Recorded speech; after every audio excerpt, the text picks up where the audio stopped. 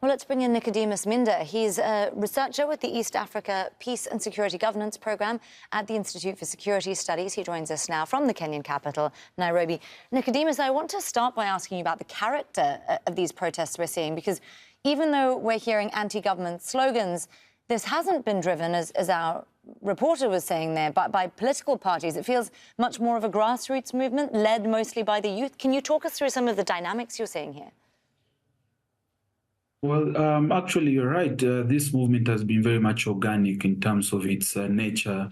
Most of the protesters are young people, referred to as the Generation Z, professionals and people who are not previously have not participated in many of these protests, because ordinarily or historically, the protests in Kenya have actually been led by mostly the opposition and politicians. But this, we have seen a more organized form of protest from young people who are irate about this new proposed finance bill, which has a lot of effect on increased taxes. So we see a lot of more organic, more youth propelled type of protest, which is quite unique in the Kenyan context. Well, these protests are also going well beyond urban centres. We're seeing this across the country. How much does Ruto feel under threat right now?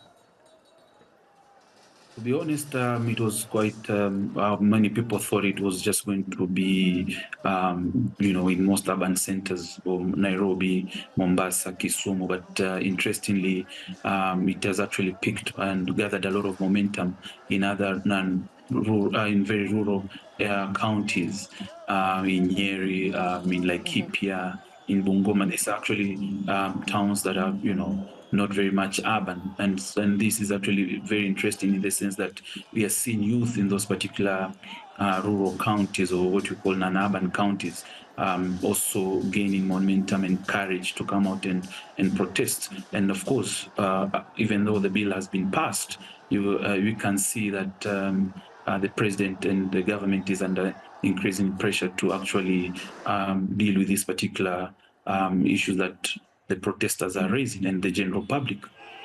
Nicodemus, I've been wondering what is actually driving this level of anger. It feels like it goes beyond the cost of living. Obviously, that's an issue. But I know corruption has been raised, that the pay of MPs has been raised. Is this a broader issue with governance here? Actually, if you put it a bit of context, this is just, you can see the youth are really irate. And it's because of a long-term agitations. You could recall that last year, the opposition actually carried out massive protests for almost 2 months non-stop. And most of the demands were increasing food prices, the cost of fuel had actually really increased. And all this really galvanized a lot of the youth and the opposition, who felt there's this increase in taxes that are really hurting. And of course, we find the incomes of these individuals has really remained stagnant. So there's little purchasing power from most citizens. And of course, it is targeting essential commodities such as bread, oils, milk, which again is really affecting the livelihoods of many Kenyans. So you can see it is, and of course there's also misappropriation of funds. If you look at the budget that was read last week, there's a lot of funds that have been allocated to things that are not very relevant, and this has actually led to a lot of angst amongst many Kenyans, especially the youth. So it has been boiling over the period of time. And it seems it's set to continue from what we're hearing from the people in the streets.